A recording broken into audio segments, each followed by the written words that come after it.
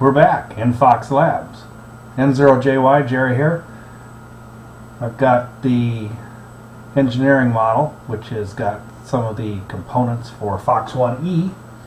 I'm going to load some software on it and do a little testing to see if the Vanderbilt University ISDE experiments are responding the way they're supposed to. So that's the plan for this session right now.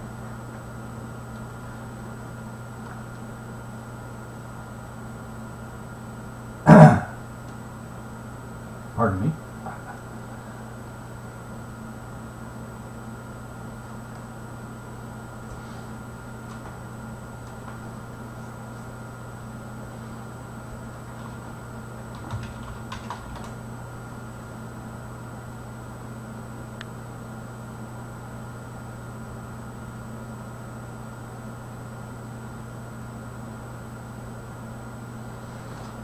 Got to boot up the Linux PC. I don't use Linux that much, but it is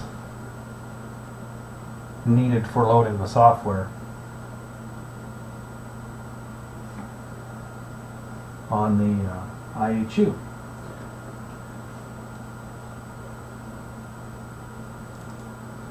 Haven't used it for a while, so I hope it works fine. May need some updates, I don't know.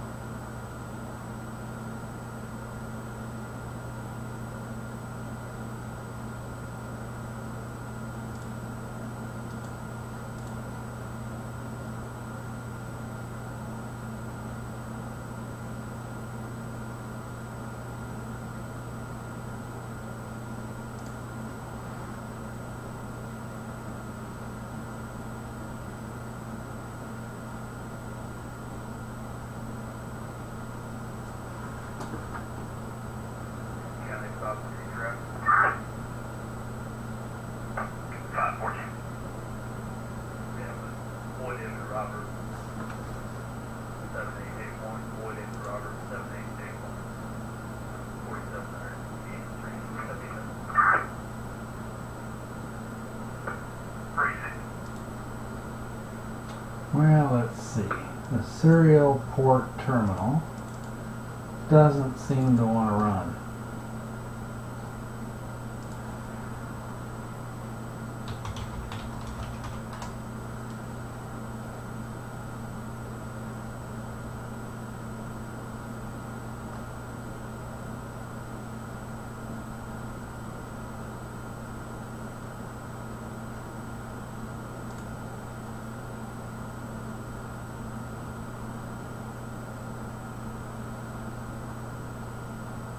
I see, I got a ton of updates.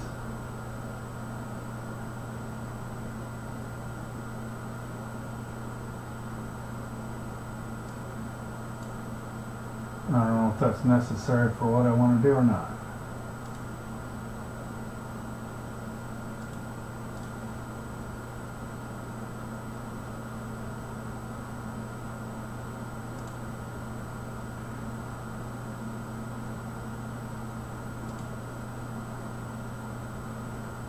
There we go. Well, for whatever reason, the desktop shortcut wasn't working, but that way works. So, alright, let's give it a shot.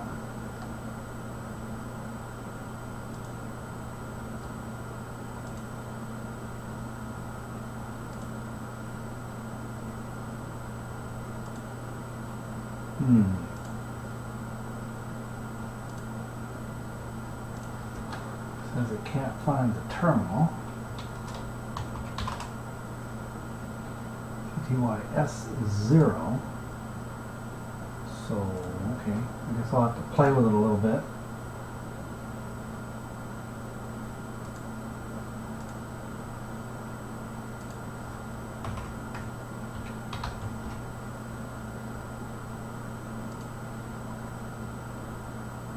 Well, 2. Don't you love it when nothing works?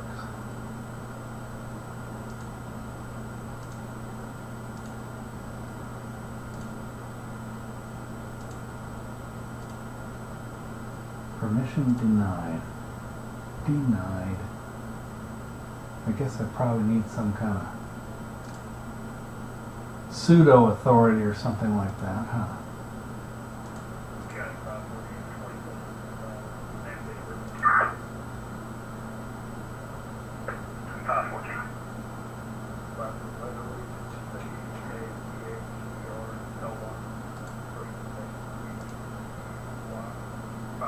Well, okay, let's see what we can do.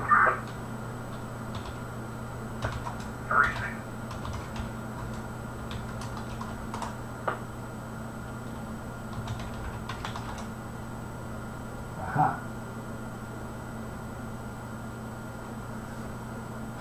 Okay.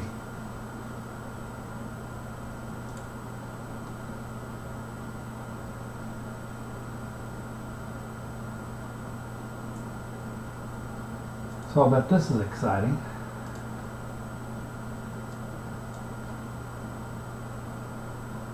How am I going to make that work?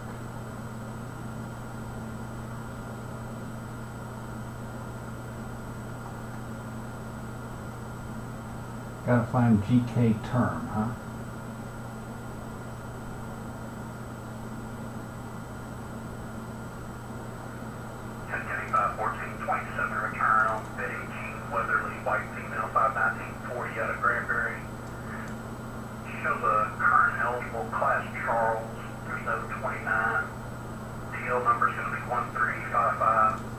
Yeah, I am totally Linux challenged, so I don't know what the heck I'm doing here.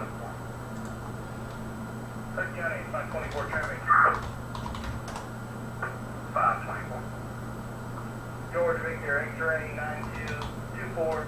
George Victor X-ray. Ah, okay. Maybe if I can read and write.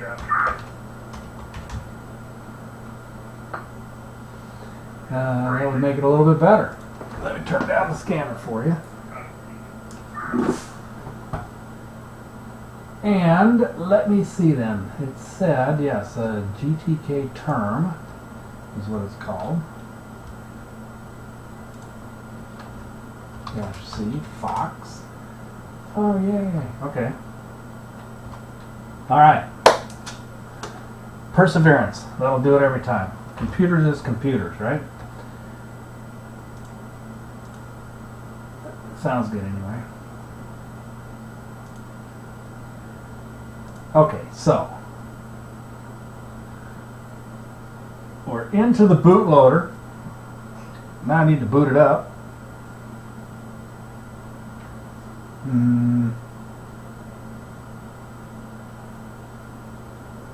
Let me see just a moment. You know, I do need to know the IHU version. So I think what I'll do is I'll just load the firmware.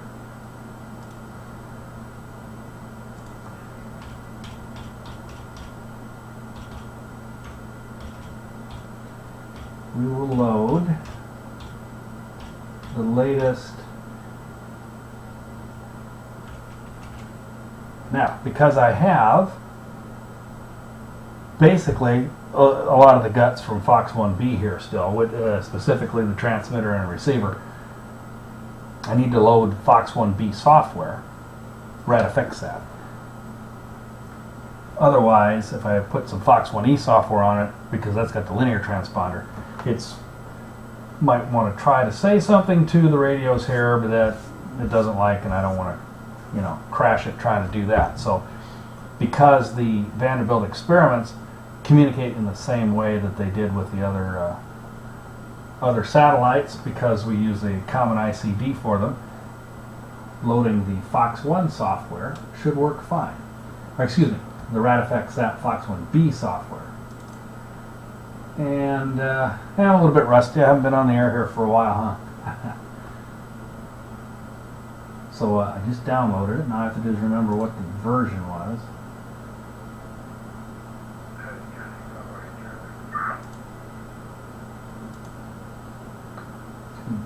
B or not 2B?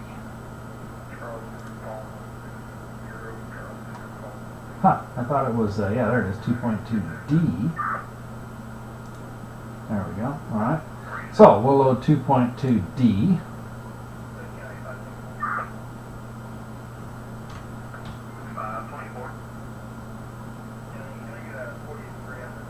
Looks like it's already loaded, but I'm just going to go ahead and make sure. Oh, jeez.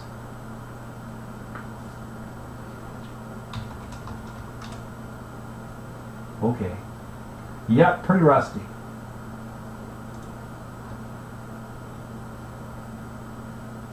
Fox-1. That's where we want to go.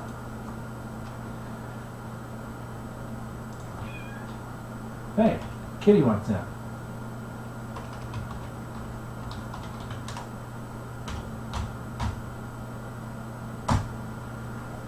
Now we're loading some software. Hi baby, I can't let you in because I got a satellite sitting here. You want to go in the house? That's alright.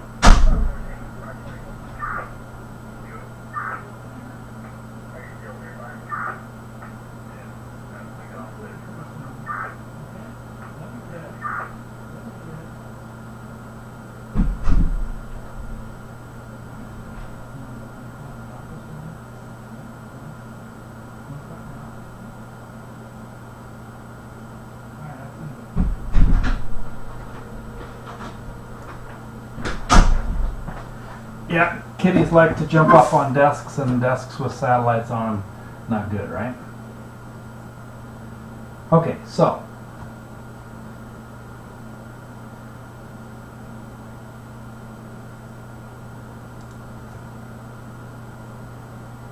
what the heck won't this run anyway?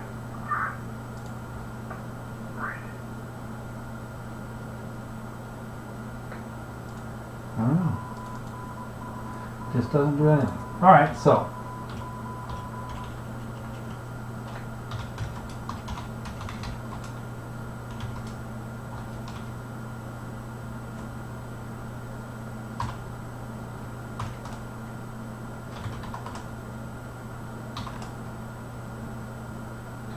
.2D. Alright, so we're up and running here. We're in safe mode. Okay, cool. So I'm going to kind of shut down the Linux portion here because I'm not that good at it. Besides, it says it's got a whole boatload of updates it wants to install, so I'll just let it kind of crank away and do that.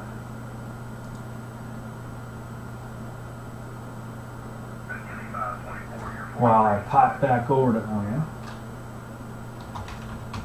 Gotta love this, huh? Alright.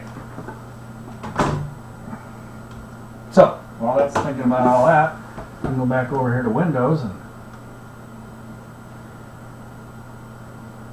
I have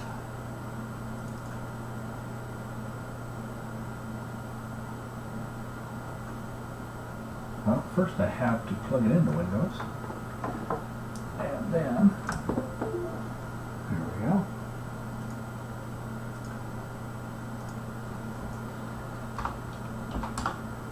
Yeah, let's see, we'll work with version. Alright, we're good.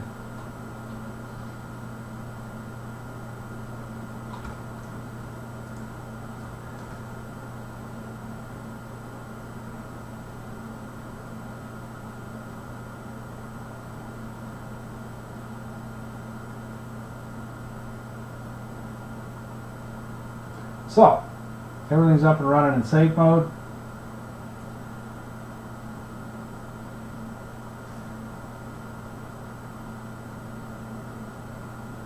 And let's see, yeah.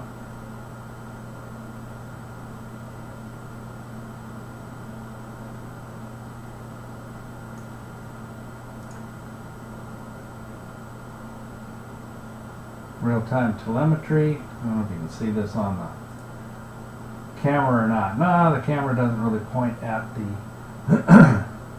PC screen. Sorry, there's not much to see about the satellite itself. Let me see if I can adjust this a little bit. Get a little more of what's going on. There we go. So, this is my terminal window. I'm just looking at the status of the satellite through the umbilical.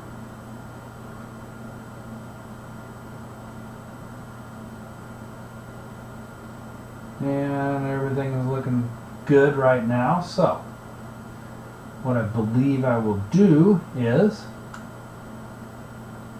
we'll kick it into transponder mode. That should fire up the experiments. No antennas hooked up. As a matter of fact, when it's running on umbilical power, it is inhibited from transmitting automatically. I can override that with a command, but since there are no antennas hooked up, I don't want to transmit anyway.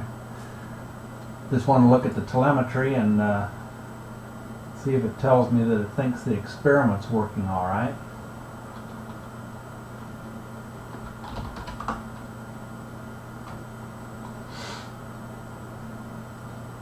So I will look at the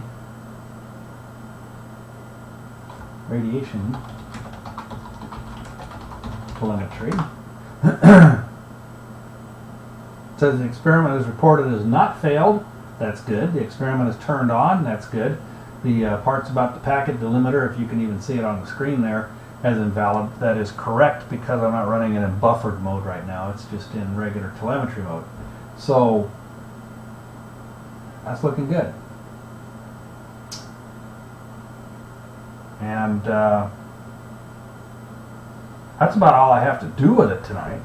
So again, what we've got here, while Eric at the Fox Den up in New England, the New England Fox Den, Eric Skook, K1 TVV, is our systems engineer. He's working on the prototypes, the engineering models of the linear transponder boards. So I'm running with the engineering unit here, engineering model, in order to, as I said, check the engineering model portions of the Vanderbilt experiments and make sure that the bus and everything is talking properly with that portion. Once we get that all verified and tweaked out, then I will send this off to Eric. He'll add the linear transponder bits, if you will, and do further testing with the bus as that. So right now I'm going to let this just run and run and run for a while. One thing that is a curiosity to us is, you know, if you're a user of AO85, the IHU resets about every, I don't know, I want to say million seconds or so. It varies. And it's typically in the South Atlantic anomaly. So likely caused by the South Atlantic anomaly, and we expected that to happen. But one thing I want to do as a reference here as well is let this run for a million seconds sitting here in Fox Labs, because in the past it has never run that long, because we're always doing something with it and starting and stopping it and taking it apart and stuff. So a million seconds is what, you know, like a week or so. If anybody's got their math whiz hat on. I don't. It's kind of late. Thought I had a calculator built into the stupid PC, so yeah, let's see, a million seconds divided by 60, right, is minutes. Divided by 60 is hours. Divided by 24 is days, and there we go, 11.57 days, so a week and a half or so.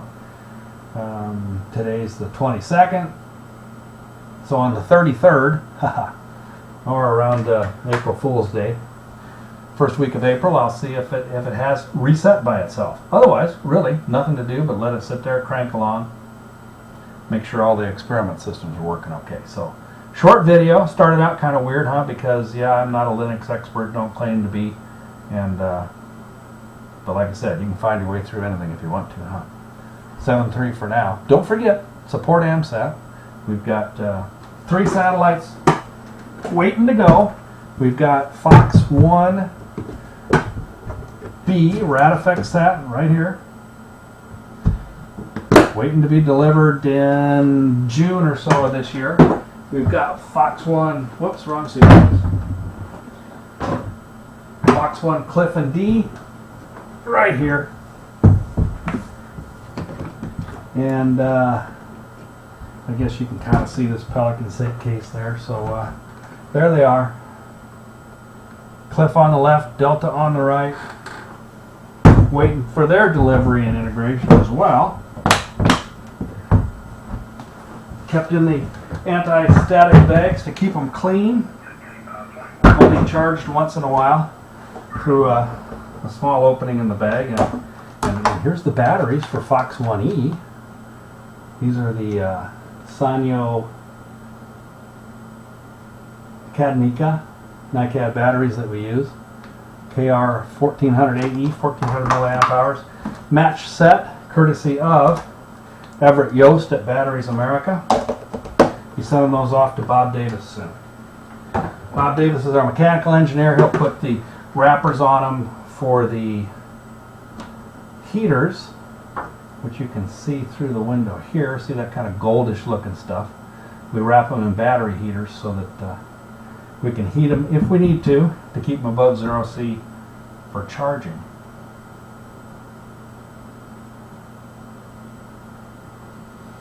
And then Fox-1E will come together, and still expected for a December 2017 launch. So it's been pretty good. It took a number of years to get to it. Fox-1A launched on October 8th, 2015. A couple of years later, here in 2017, we could have 4 more go.